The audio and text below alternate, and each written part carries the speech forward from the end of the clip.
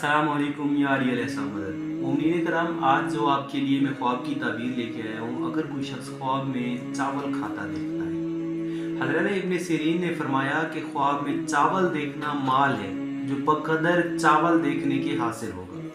हज़रत इब्राहीम किरमानी ने फरमाया कि अगर कोई शख्स ख्वाब में देखे कि पके हुए चावल खाता है तो दलील है कि मुराद पूरी होगी और खैर और नेकी पहुँचेगी।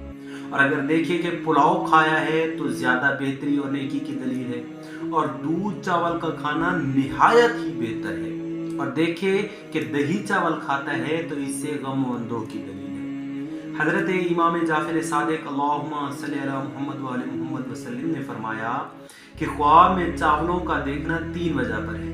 अव्वल माल व दौलत, दोम मुराद का हासिल होना, सोम खैर व मनफ़ात जो उसको पहुँचेगी। मोमिनीन कराम, अगर आपको हमारी वीडियो पसंद आई है तो इसे लाइक करें, शेयर करें, चैनल को सब्सक्राइब करें, बेल आइकन दबाना ना भूलें ताकि हमारी आने वाली हर वीडियो से आप मुस्तफ़ीद होते रहें। वस्सलाम।